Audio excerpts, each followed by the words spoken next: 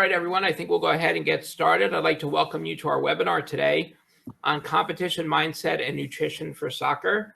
My name is Dan Wernikoff, and I'm the founder of Champion Athlete Sports Nutrition.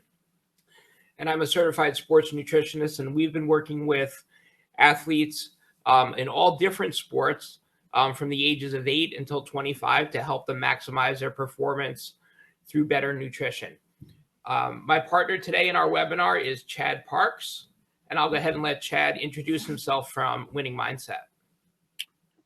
Hey, everybody. Hey, thanks for getting on. We appreciate it. My name is Coach Parks, and I'm a wrestling coach by trade. I also work with Winning Mindset. And so through Winning Mindset, we train athletes from pretty much any and every sport you can think of. And I'll talk about that more in a moment, but we have a specific system.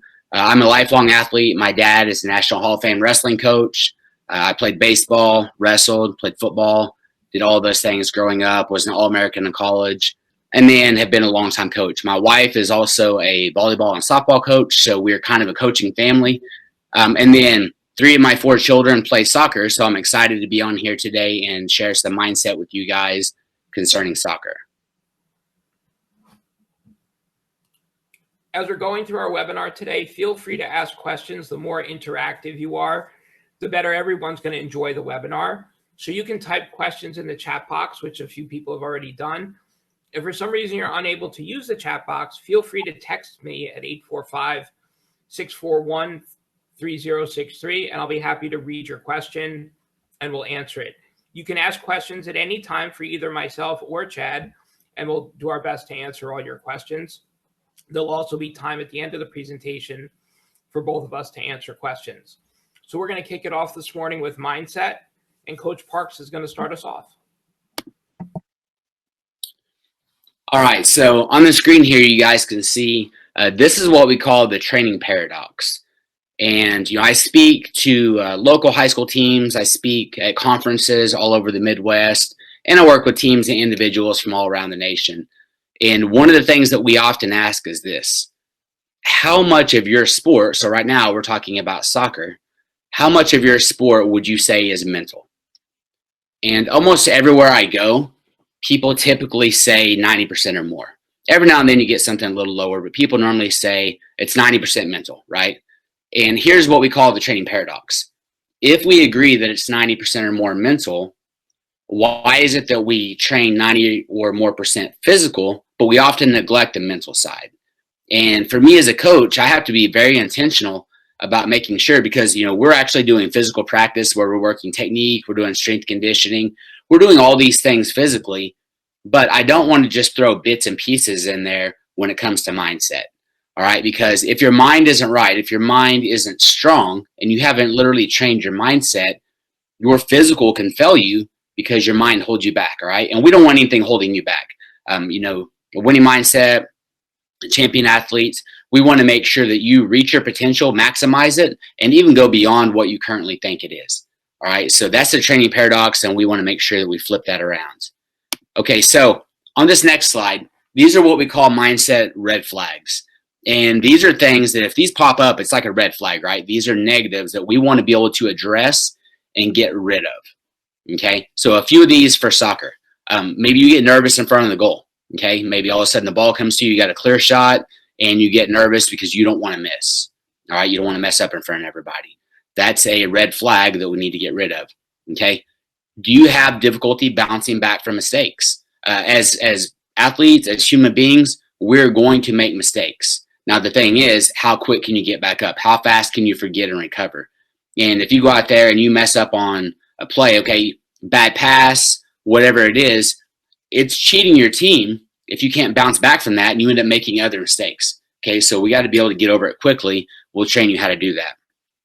Maybe you're afraid of getting beat one-on-one. Again, you don't want to look dumb out there. You don't want to look silly, right? Worried about letting teammates down.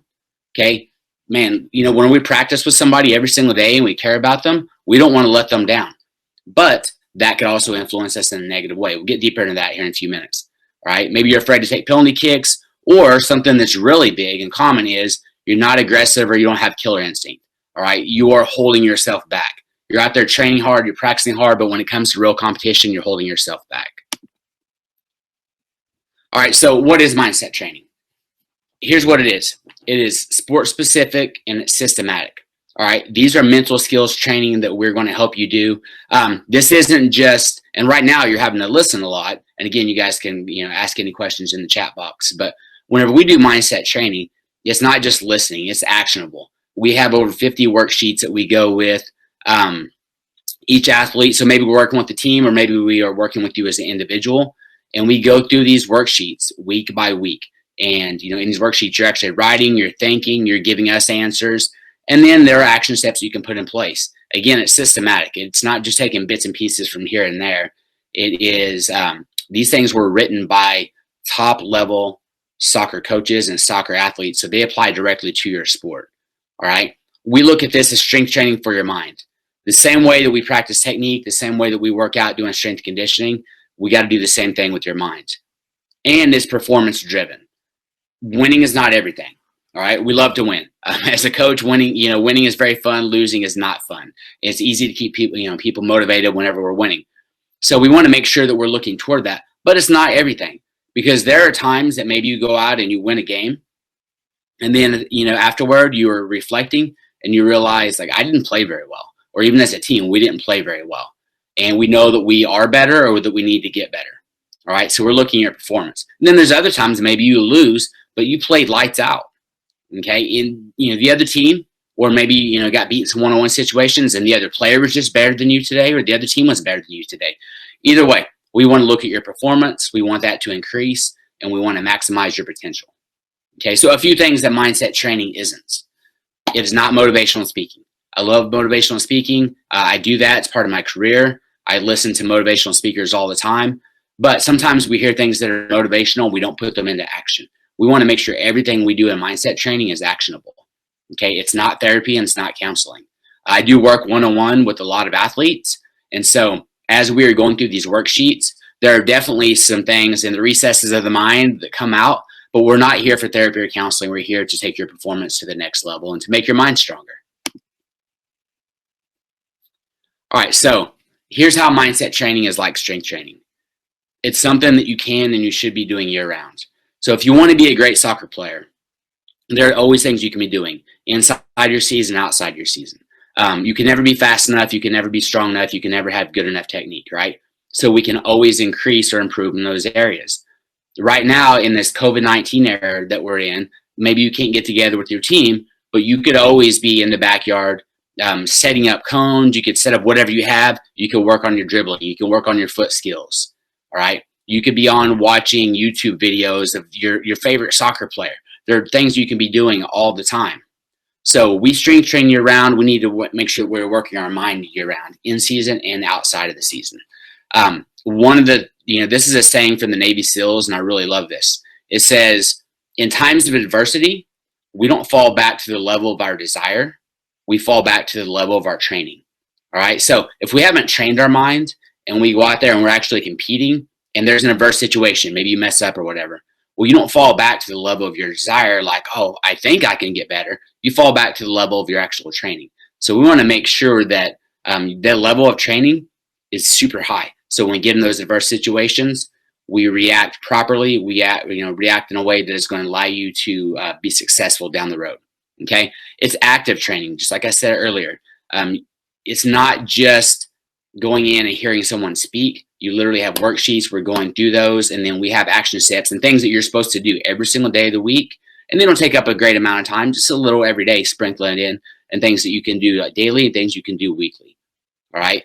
We're working different mental muscles.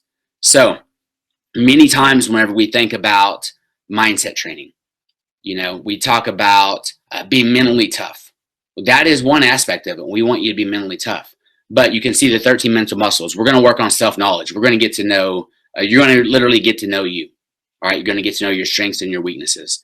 Proper goal setting, how we do that, how to increase our mental toughness, how to find motivation in times that maybe you're not motivated.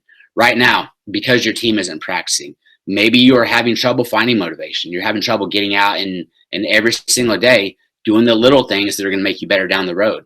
And I hope that's not the case. And I'll make sure I insert this right here, but this is a time. Hey, Grady, what's up, buddy?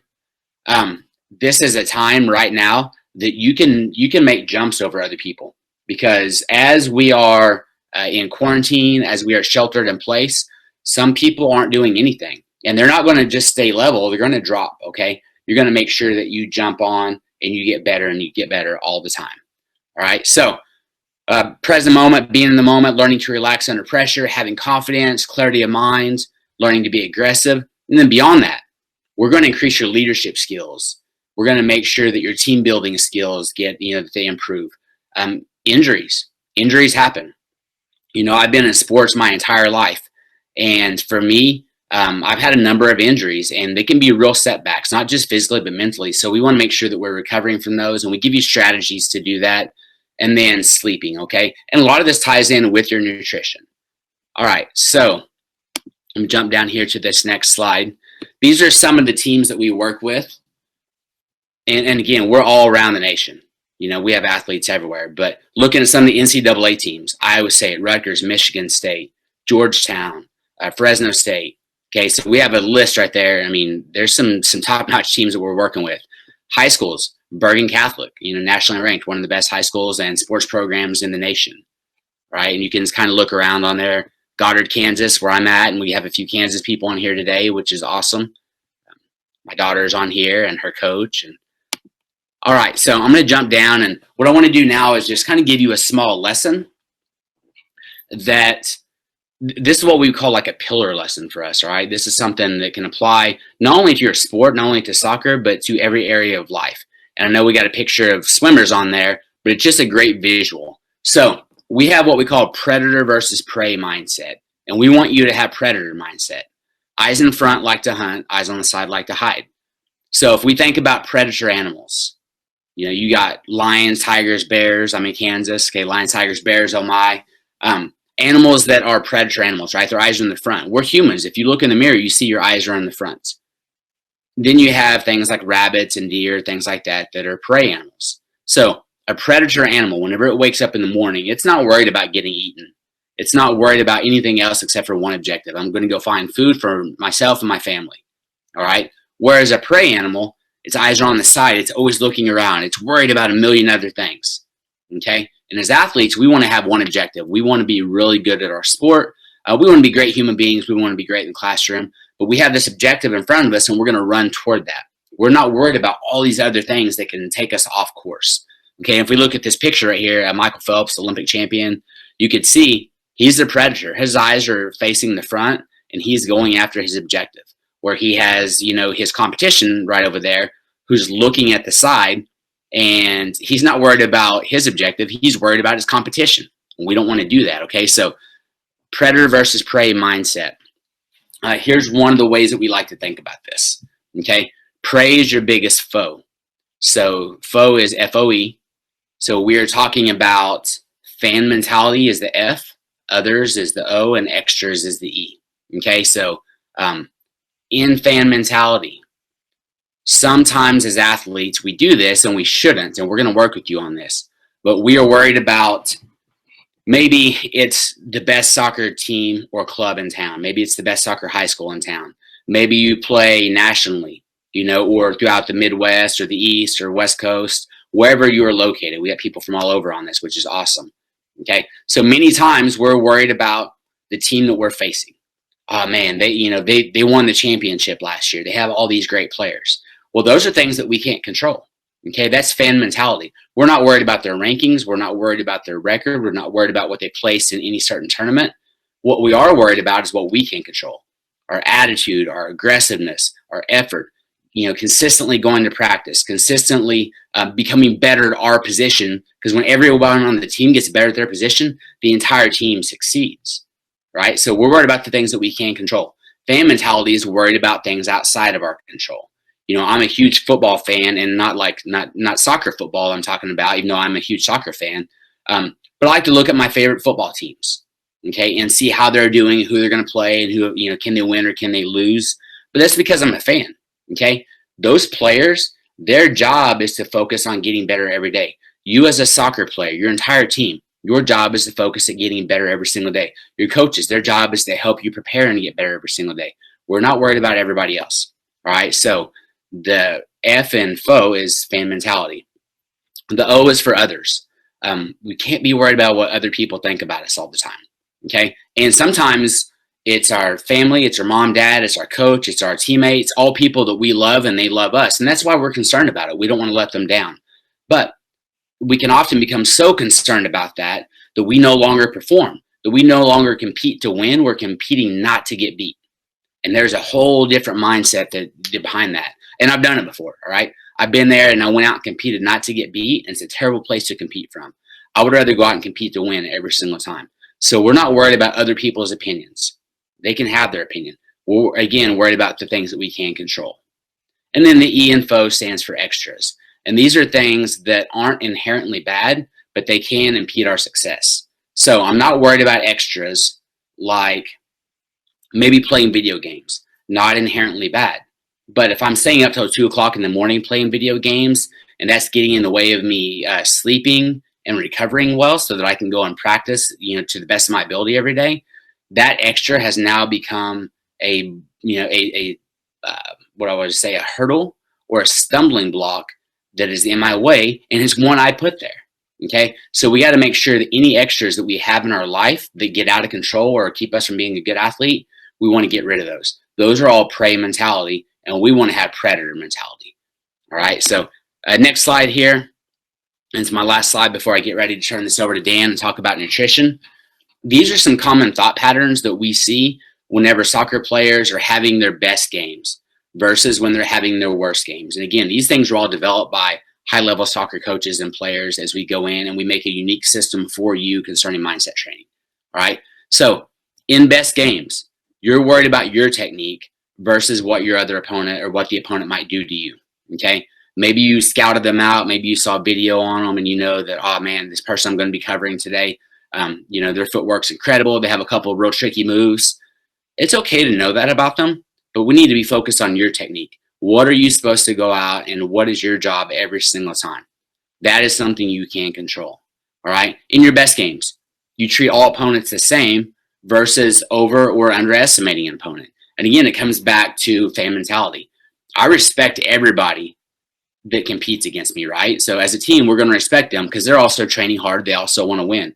But we don't give them too much respect in a way that they're all out there and we're like, oh man, this team is so good, or this team isn't very good. And then we don't go out and play our best. We got to treat everybody the same all the time. Okay, so whenever we go out to compete against an opponent, and so I'm going to jump down to no special games because that ties in. All right, if you are playing someone locally, or if you are playing in the national championship, there are no special games. And if you make it too big in your mind whenever you go out there, you will not perform to the best of your ability. Okay, so here's what we need you to do. Play the same all the time. Be very consistent on what you do. If I'm in practice, I want to play my best. If I'm playing against a local team, I want to play my best. If I'm playing on the national stage, I want to play my best. Again, coming back to the things that we can, that we can control, which is our effort, our attitude, our aggressiveness. Okay, so there are no special games. I've competed in national championships, and I've competed in a way that I made it too big in my mind and did not perform well. I've also walked in and just competed and treated it like any other event and performed really well. I just went out and did what I trained to do all the time and then became an All-American in doing so. All right. We want to make them tired. Whenever we're playing against our opponents, we don't want to be thinking like we would in our worst games. What if I get tired, so I need to hold back? I want to be thinking, I'm going to make them tired. I'm going to push the pace the entire time. I'm going to go hard all the time. Eventually, this person is going to get tired, and tired makes cowards of us all. So whenever you fatigue somebody and get them tired, then you can kind of do what you want. You can really open up and use your skill set. Okay. Jumping down to the second to last one. I don't care who's in front of me versus thinking about what they're ranked, what their record is. Hey, they're a human being just like you are. They're wearing a jersey. They're wearing some shorts. They got cleats on. They're a person. They're another soccer player just like you are. Go out and do you. Play your absolute best. Know that if you've put in the practice physically, if you've got yourself in great shape, if you're eating well, you're sleeping well, you're controlling your lifestyle. Because when it comes to high-level athletics, it's lifestyle versus lifestyle, not just athlete versus athlete. Whenever you've controlled all those things really well, you can be confident, and you're no longer worried about them. You're going to go out and compete at your highest level, at your best ability. Okay, so those are just some of the mindset lessons we go over. Again, we have over 50 lessons that we go over with our athletes, and we teach them, and then they have action steps to be able to strengthen all of these areas. All right. Now, tying in with our mindset is our nutrition, because what we're putting in our body controls our brains. So I'm going to turn this over to Dan. Thank you, Chad. That was awesome. If you have any questions for Chad, if you're thinking about some questions from his presentation, you can go ahead and type them in the chat box. And at the end of our nutrition segment, we'll be opening it up for questions to both of us. So feel free to type any questions while they're on your mind. We're going to spend a few minutes talking about the nutrition, and especially related to soccer. And I think that the athlete food grid is a great way for thinking about your food. So today we're going to spend a lot of time talking about macros, about proteins, carbs, fats, the major building blocks of our body. We're also going to talk about nutrition timing, when to eat the right foods at the right time. There's some foods you want to eat when you're trying to get stronger. There's some foods you want to eat when you're trying to run faster. And there's some foods you definitely don't want to eat before you compete. Supplements. There's thousands of supplements out on the market, how to choose appropriate supplements, what supplements can help your performance, and what supplements you definitely need to stay away from. We'll also talk a little bit about sport foods. Those are foods that have been made specifically for athletes to help you perform better. Things like protein bars, protein shakes, things that are compact, portable, easy to take with you, and help you with your performance. And finally, micronutrients. Those are the small things in a way, but they're essential for you to feel great and perform best. Things like vitamin A, vitamin D, all your vitamins, minerals, fiber, things like that. Okay, so let's start off talking about proteins. Now, keep in mind, proteins are essential for muscle building and repair. The part of your training you're in, and I'm going to be saying this a lot, the part of the training you're in depends on what percentage of protein should be in your diet, and that's why it can vary from 20% to 70%. So to give you some examples of the lower end, 20 to 30% would be during competition, the night before a competition and leading up to competition and throughout the competition day. The higher percentages, 70 might be extreme for you, but 40%, 50% would be for someone who's entering a muscle building phase. Maybe preseason, they're working really hard to gain muscle to be stronger for the season. Remember that proteins come from both plants and animals. A lot of times we forget about plant sources. More and more people are thinking about a vegan-based diet or a vegetable-based diet. So they're great sources for plant protein as well. If you have insufficient protein in your diet, it can lead to anemia, which is a lack of red blood cells, fatigue, stress fractures with your bones, which is definitely a problem for soccer players.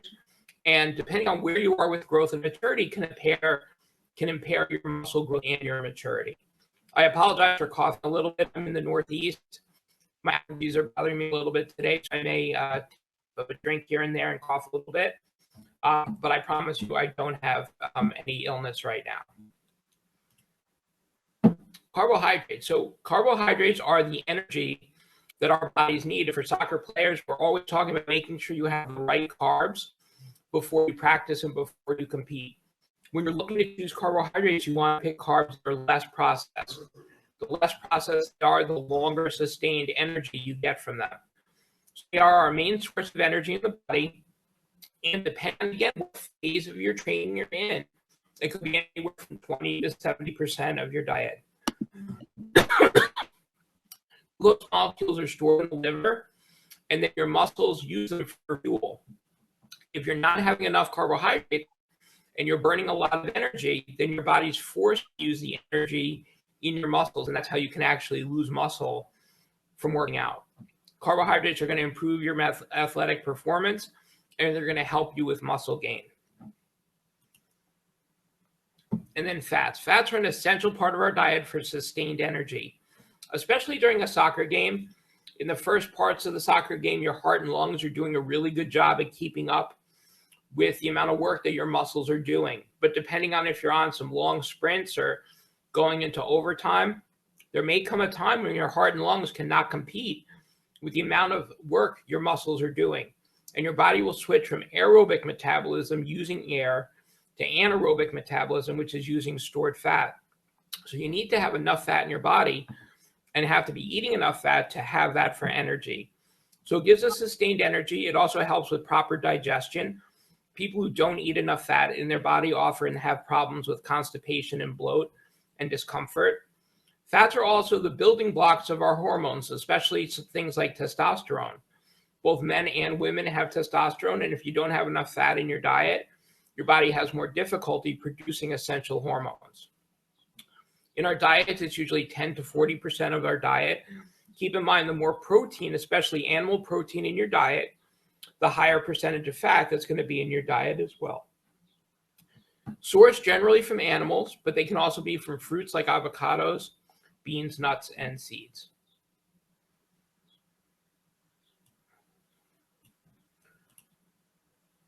Now, technically, water is not a macronutrient, but with all of my clients, I push hydration as an essential part of everything we're doing. And we always are talking about how much you're hydrating, how much you're drinking.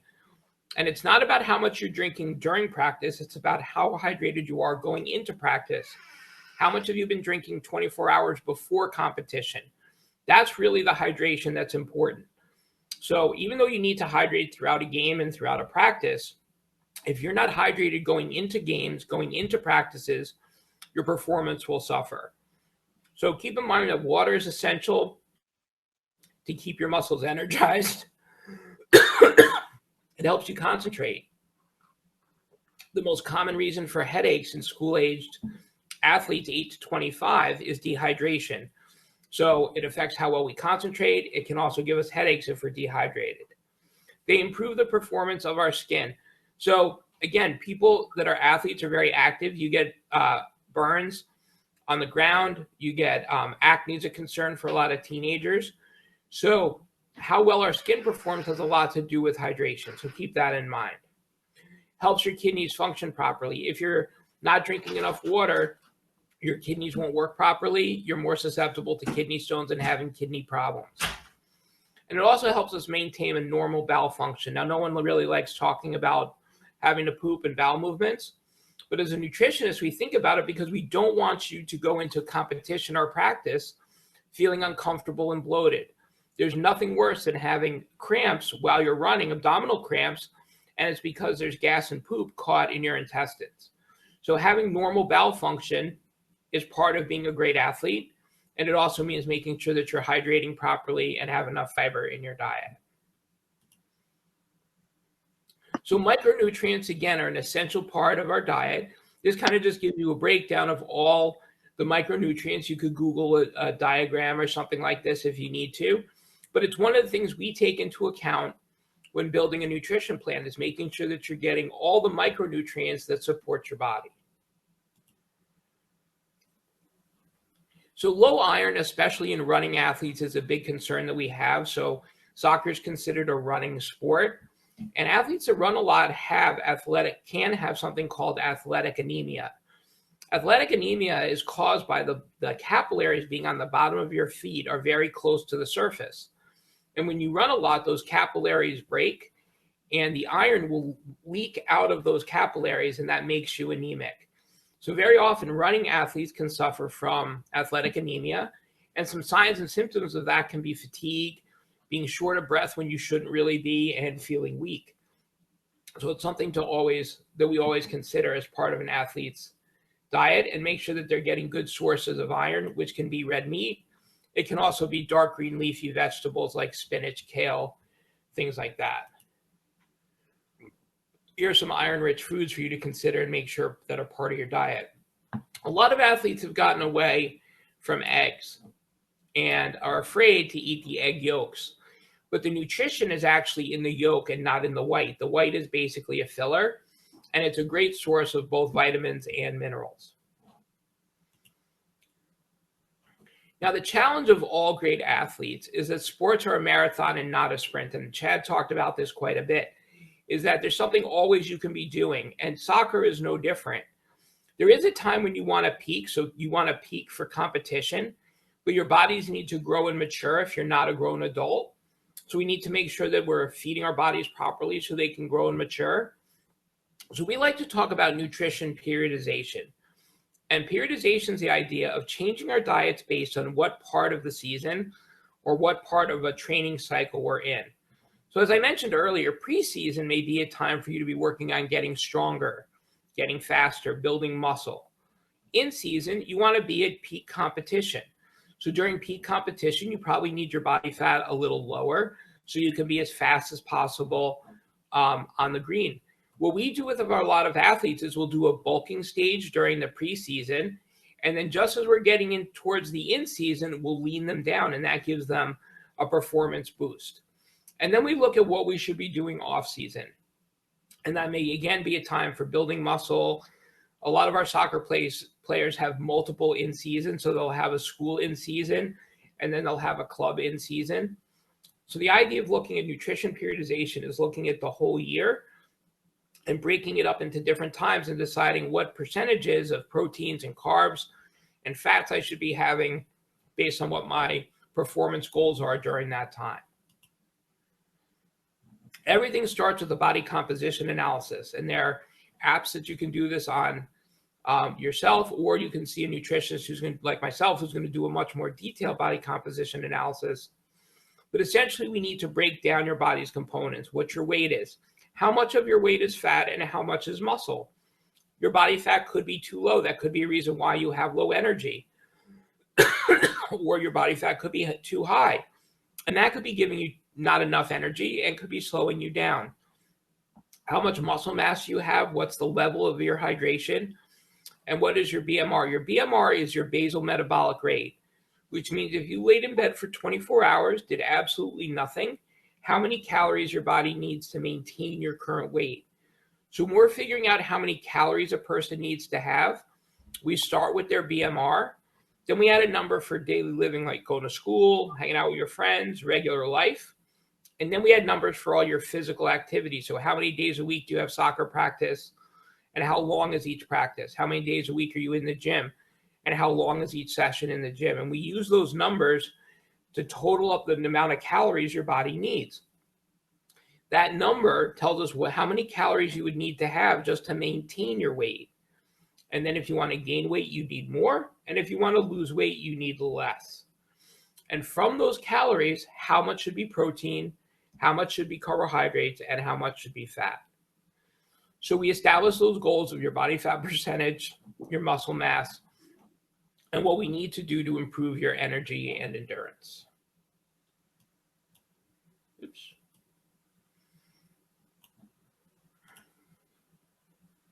So when you want to change your diet, you're going to figure out your calorie load.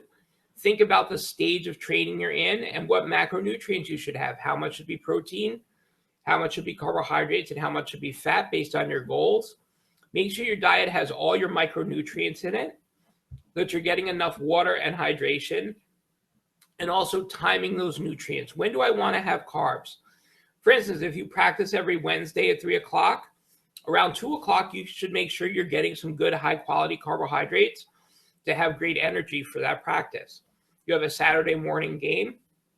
You don't want to have a high-fat breakfast that's going to slow you down like bacon. You want to have some good, strong carbohydrates and hydrate so you have great energy for during competition. And the simplest way to make sure you're doing and accomplishing all these things is with a nutrition plan. And this is a sample of the plans that we make for our clients. So when you make a nutrition plan, you want to meet performance objectives. And again, what phase of training you're in? What are my objectives for this phase of training? A good nutrition plan makes things very predictable. So you don't have to worry that you're not getting in all the nutrients you need, or you're getting too much fat, or you're getting too much protein, because you've already planned it out. So you're figuring out your macronutrients, your micronutrients, you're accounting for hydration, adding more hydration in before practices and the days of practices and competition. The other thing a nutrition plan does is it reduces stress and anxiety because you have a plan. So one of the things Chad and I often talk about is control the things you can control. And one of the things you can control is your diet by having a great nutrition plan to follow along with. So at Champion Athletes, we help our clients through these steps.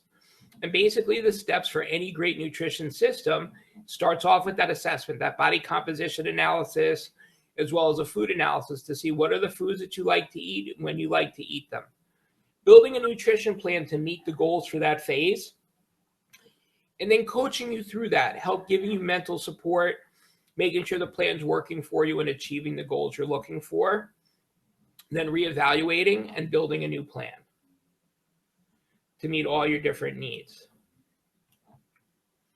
All right, so let's open things up to questions now.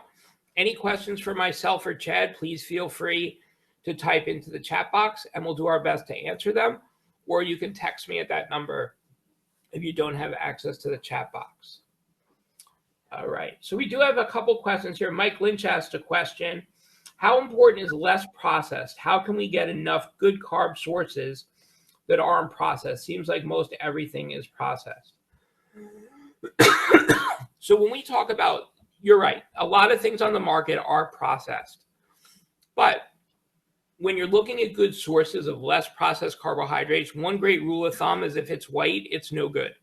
Try to think of things that are darker in color. Brown and darker in color are going to be less processed. The more natural things are, the less processed they're going to be.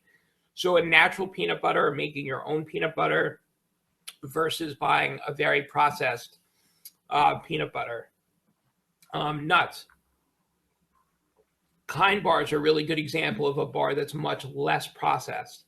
A lot of our clients will make their own protein bars instead of purchasing protein bars that are on the market because they're less processed. They can control the ingredients that go in them.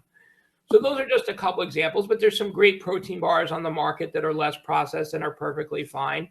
And it's not about saying you can't have anything that's processed. It's about a balance. So minimizing where you can, but also building a realistic diet that you can follow and that works in your lifestyle as well. Ben asked a question. He said, this is great, guys. Will be emailed the recording of the webinar in a few days. You'll be getting an email after the webinar is over with a link for where you can download the webinar if you'd like to. Do you have any tips for college athlete? Oops. Do you have any tips for college athletes who has limited dining options on campus? That's a really good question, Alexa. So what we do for our college athletes, and we work with over 50 D1 athletes across the country in various sports. What we do is we help them build a chart. So what we do is we talk to them about what's available at their various dining halls. And then from that, we help them make good food choices. We also help them with snacks. So you might have less control over your three main meals. You might have less control over breakfast, lunch, and dinner. But all of our athletes are eating 6 meals a day. So during their other 3 meals, what we try to do is make sure they're in better control of those 3 snacks a day and that those are ideal for them. So we help them form a balance, but we work with what's available at the dining hall as well. And dining halls have improved a great deal. I went to college about 30 years ago, and there was very poor choices in the dining hall. Today, there's all kinds of choices of salad bars and other things. There's also options for many dining halls to specify a specific diet for yourself. And those are options you can explore at your individual school. Next question. Mike asked, chocolate milk still recommended after rigorous practice or game? So chocolate milk is still shown to be a great recovery drink. It's comparable to having any type of protein shake for a lot of people. Biggest question is, does drinking milk after vigorous activity tend to upset your stomach? Some of our clients have difficulty with it, others don't. So it's about finding a good source for you. The reason why chocolate milk is good is because it has some fat, it has some protein, and it has some good carbohydrates in it. So that's really what you're looking for, is something that's well balanced. The other advantage of chocolate milk is because it's a liquid, it gets digested about 40% faster than solid food. If chocolate milk's not great for you because of transportation, trying to keep it cold, that sort of thing, there's a lot of sport-specific foods now available that would serve that purpose as well. All right. Any other questions we can answer for you guys? Feel free to ask questions for Chad as well. We're both available to answer questions for you.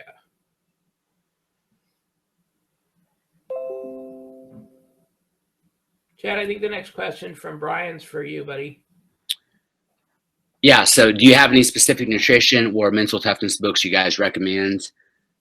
We actually have one through Winning Mindset, and it is, so I talked earlier about predator versus prey, and that's actually what it's named. So you can look that up. It's predator versus prey, and we go into all kinds of areas of mental toughness on there. And then something else I suggest, I'm a big reader. There's a lot of great books out there, but something else I suggest to people as well is if you jump over on YouTube, you can just type in wrestling mindset or winning mindset. And then we have a bunch of video lists that have multiple people on there speaking. And these are both motivational, and a lot of these talk about mental toughness as well. So it's good to supplement your mind with the books and then also with some of these videos. So Mike, you also asked about intermittent fasting and how important to eat breakfast. So I am not a big proponent of intermittent fasting for athletes. All the research on intermittent fasting has been done basically on middle-aged people that are not extremely active, or kind of like the weekend warrior athlete. And it hasn't been done on competitive athletes, and especially athletes that are still growing and maturing. So I don't use intermittent fasting in my practice. I find that 6 meals a day works really well. If a client is trying to lose body fat, then we tend to upload their calories earlier in the day. So they'll have more calories for breakfast and lunch, and then less calories kind of as the day goes on. But we generally have our clients eat 6 times a day.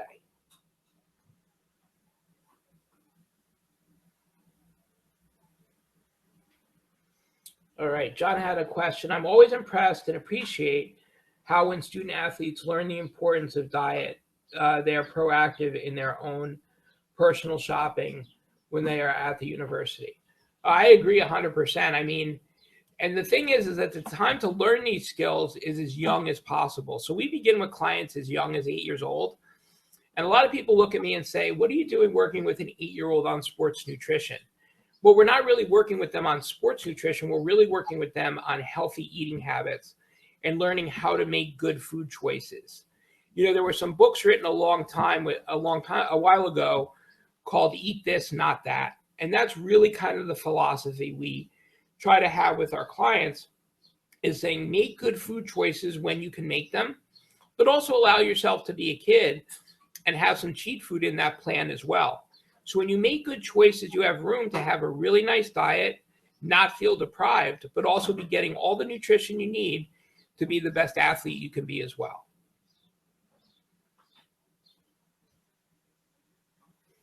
Just water on sideline or need a carb source too, like Gatorade. So as far as hydration goes, the research really is not showing that things like Gatorade are that much better than just water itself. But every person's a little different. So some people will recommend Pedialyte. Some people will recommend Gatorade. Some people will even go with a super hydration product. There's a product called The Right Stuff, which was developed by NASA to help athletes with hydration. I work with a gentleman right now on the national soccer team, and he's had all kinds of problems with cramping. And we've done a lot of work on adding minerals into his diet and other things. And then we finally added this to help super hydrate before and during games. And now we've been able to eliminate his muscle cramps. So everybody's a little different, and some of it's trial and error. Keep in mind, there's nothing that's perfect for everybody.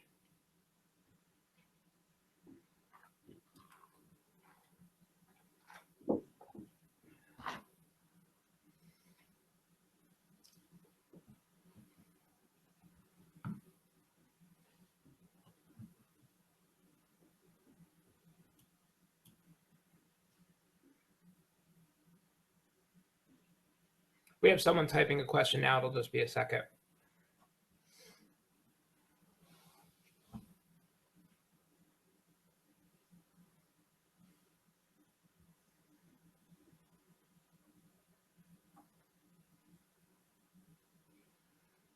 So Andy's asking, what is the perfect time to eat before a match? So that's a really good question. And a lot of that also depends on what you're going to be. I should say, how long the match is going to be, meaning are you going to have multiple matches on the same day? And also, when in the day the match is going to be. For instance, if you have an afternoon match, we recommend our clients have a big breakfast. They might have some pancakes, some eggs, some French toast, something like that. We always tell them to stay away from greasy sources, so stay away from like bacon, sausage, stuff like that. And then as it gets closer to the game, they should be grazing throughout the day. And maybe about an hour before the game, have like a peanut butter and jelly or something like that. If they're going to be playing first thing in the morning, they're not going to have time for that. We wouldn't want them to weigh down with a heavy meal. So depending if they're milk sensitive or not, we'd probably have them start the morning with a protein shake, then maybe have something like peanut butter and jelly or a protein bar, something like that, if their first thing is early in the morning. So some of it depends on multiple games. Some of it depends on time of game.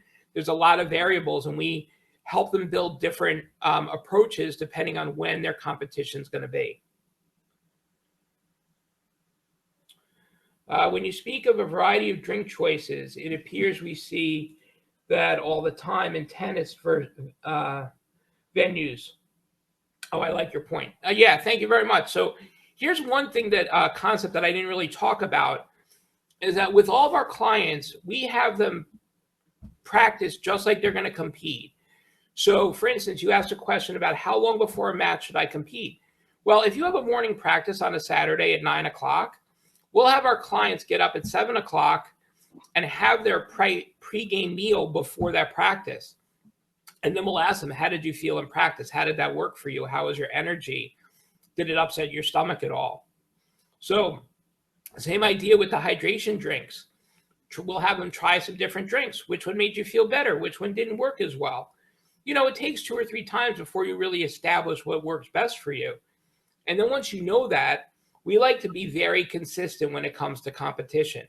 We think consistency is super important. So once we find a good competition meal, competition snacks, competition hydration, we use the same foods and we manipulate them into a schedule based on when their competition schedule is. Any other questions we can answer for you, either on mindset or nutrition?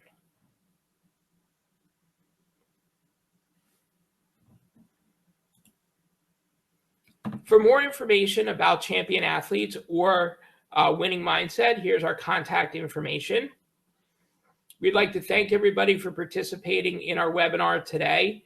And feel free to email us any questions that we weren't able to take during today's presentation. And again, thank you for your time. Chad, any final thoughts?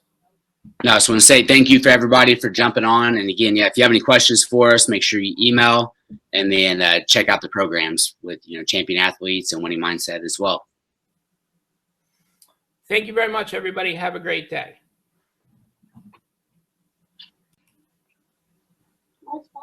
Dad, look what I found.